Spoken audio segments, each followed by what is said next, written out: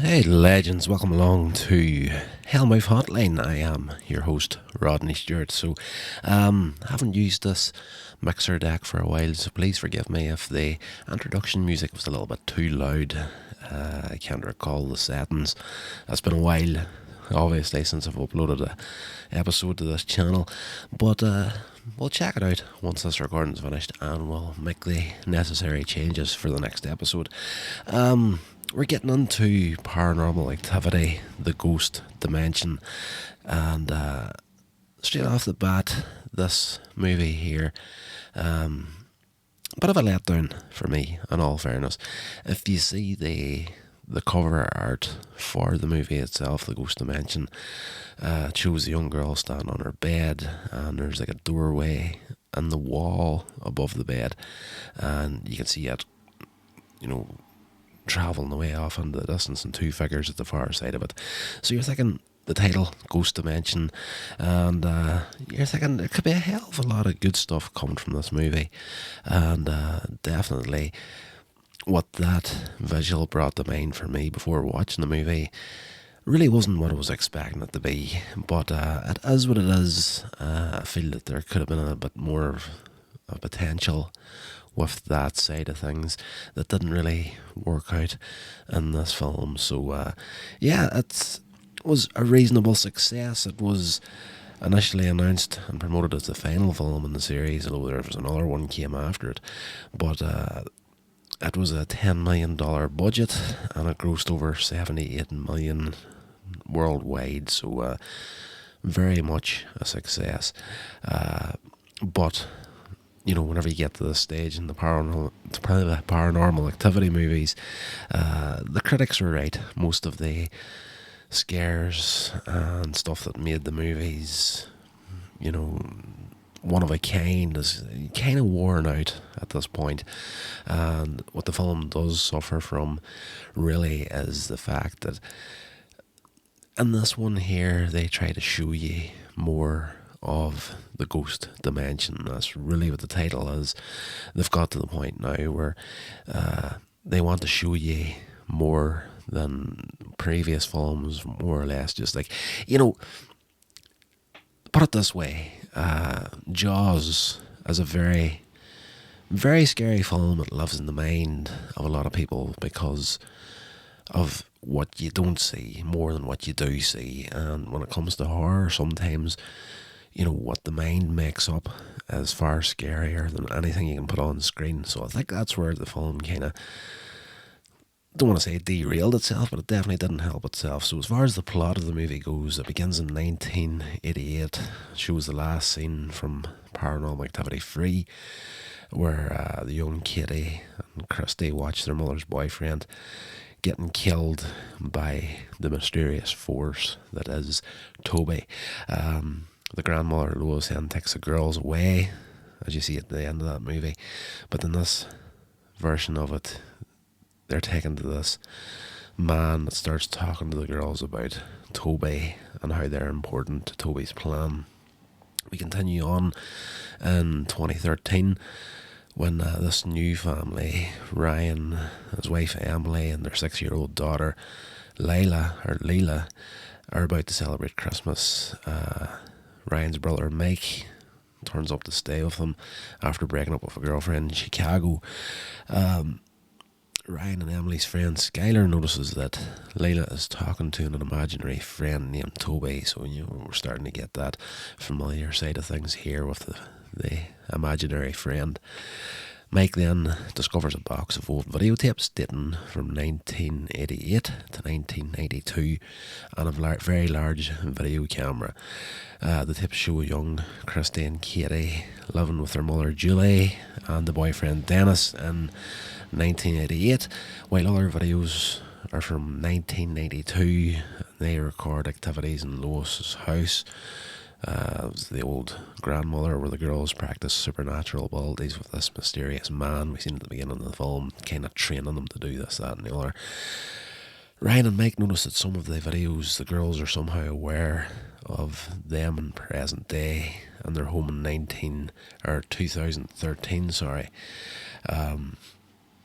Yeah, so that was a nice touch, I have to say. You know, it's like at some points they're just watching the video footage and they're talking to each other. It's almost like the kids is replying to them through the videotape. So that was a nice little touch, I have to say.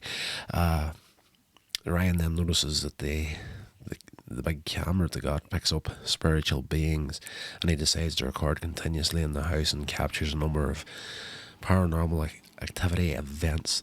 So yeah, there's bits and pieces there. You know, they've got multiple cameras about the house as you expect in the paranormal activity movies, and some videos are just picking up little things, but then you'll cut to the footage of this old big camera, and that's actually showing you the physical manifestation of whatever Toby is. So there's some moments that the jump scares are few and far between, but as always, there's usually something very small in the background that you'll pick up on.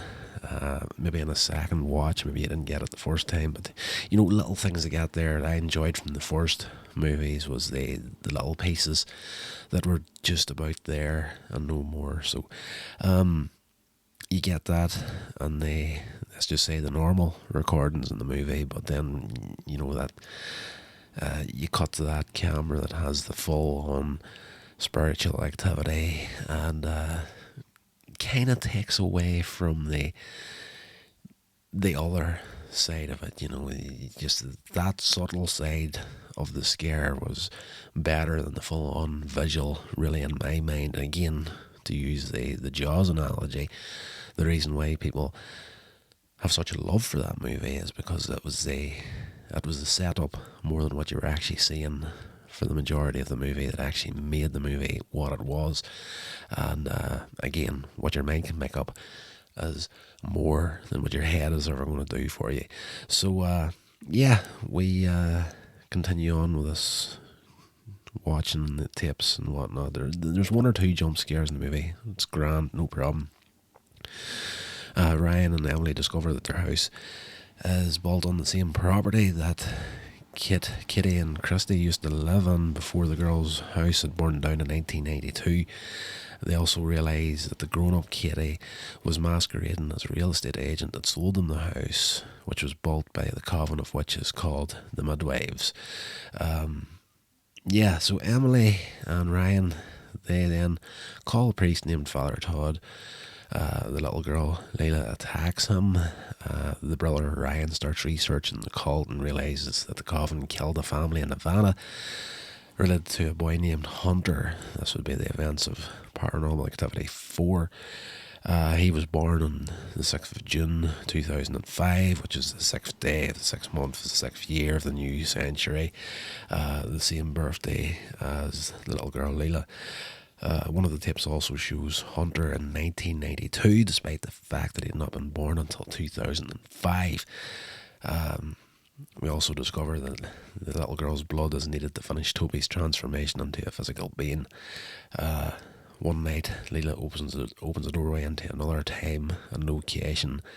It gets to the point where, you know, late as per usual, the mother and father decide we need to get out of the house and go to a hotel. I would have been gone in the first couple of days. I wouldn't have let it go to this stage. But, you know, that opening of the portal and the bedroom, again, like I said at the beginning of this episode, had so much more potential than what they actually did with it. You know, it was kind of... there's movies that deal with the aspect of this sort of thing, and you know, hell, you name it, that sort of thing. And you know, a lot of the movies up to this point have never really done that justice, in my mind. I think if you're going out there just something to get into a movie, you just go whole hog or go home, and open up a doorway to what the movie title calls the ghost dimension. Would have been perfect if, just jumping to mind here right now, there was, which one of the poltergeist movies, you kind of got that other dimension sort of thing, which is done pretty well, but that's the sort of thing that I would have wanted to see. And this sort of thing, if you're going to go into a ghost dimension, like, go flipping whole hog, and it's basically just a portal to the past in this movie. This guy, Father Todd, he attempts to cleanse the house, but he's dragged away by Toby.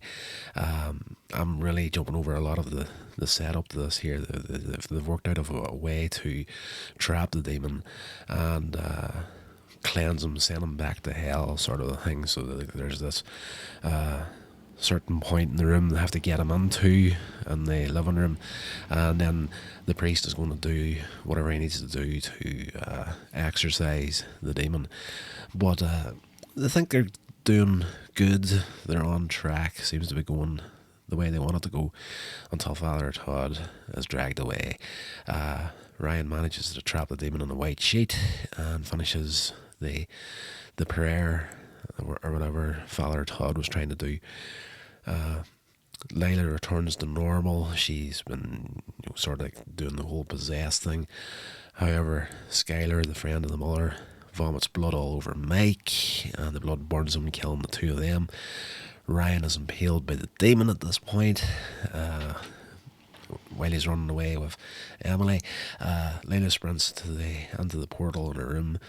Emily follows, and she arrives at Christy and Katie's mother's house in 1992, where she finds a young Katie and confronts the human version of Toby. Emily's killed, and Leela and Toby walk off as the camera cuts to black and the film finishes. That's what this movie suffered from as well, was the build up to the finale was much more than what you kind of wanted more to that ending of the movie.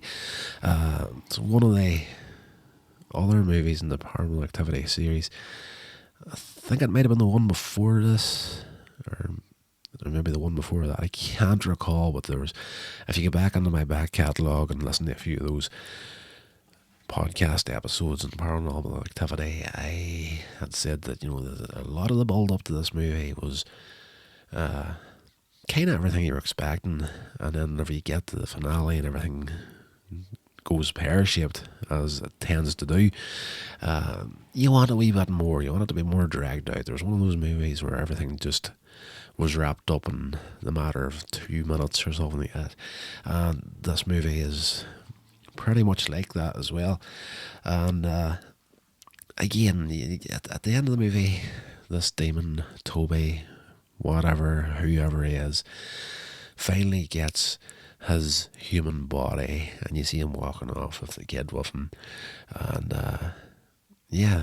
when it gets to that stage of the game, it just took everything out of what made Paranormal Activity great in my mind. The first 2 or 3 movies were fantastic. Whenever you're just dealing with that Paranormal Activity and not seeing what it was, but nowadays flesh at the end of this movie, you're kind of thinking, alright, he's going to be easier to kill now that he's alive. But I digress. That's pretty much what goes on in the movie. I did take a little look online here. Turns out there was an alternative ending. The extermination of the demon was successful, and 4 months later, Emily Lyon, that's not his name. 4 months after that, Emily, Ryan and Layla have moved to a new home. While Layla is playing outside, she is seen hand in hand with a young Katie and Christy. While celebrating Layla's birthday party, Emily reveals to be pregnant. Layla blows out the candles on her cake, wishing for her baby brother. Emily states that they do not know the sex of the baby yet, and the film ends. Just reading through that there, well, I suppose, I was going to say, how could the little girl Layla be playing with a young Kitty and Christy in present day, whenever, they should be in their late 30s at this point.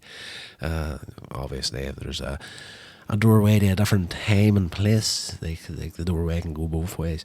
So, obviously, and even in the alternative ending, the coven of witches were still coming after this family. But I don't know which ending I would prefer right here. That alternate ending might have left a bit more of an open-ended finish for the movie, for something to come after it. But at this stage, even though this movie did well financially, they did know that the paranormal activity films were getting played out at this point. Yeah, still making money, but at the same time, where are you going to go from there? The next movie in the series I have not seen yet. We'll be doing that next Friday. That is called Next of Kin, and if memory serves, this next movie wasn't done in like the found footage sort of thing, more of a traditional movie sort of a setup. So we'll get to that next Friday, see how we get along with it. But as far as the Paranormal Activity movies goes, at this point, I can't wait to be done with them. It's the first couple were great, that I tend to rewatch once in a while, but anything after Paranormal Activity 3, I'm kind of like, I can take it or leave it. But it is what it is. We're back now, doing more podcasts. Hopefully we'll keep these going as often as we can. The intention is to go back to the 3-day week on the upload schedule, the way I was doing for the longest time there. But yeah, it is what it is. We'll do what we can do when we can do it, and you're definitely going to get more regular uploads to the show than what's been happening in the last 6 months, which has been an absolute flipping disaster. That's going to do it for this episode, guys. Hope you enjoyed it. Please share it along and do all that good social media stuff. And until the next episode, stay safe, and I will talk to you all then. This has been a production of Coins Age Media. Thank you so much for listening.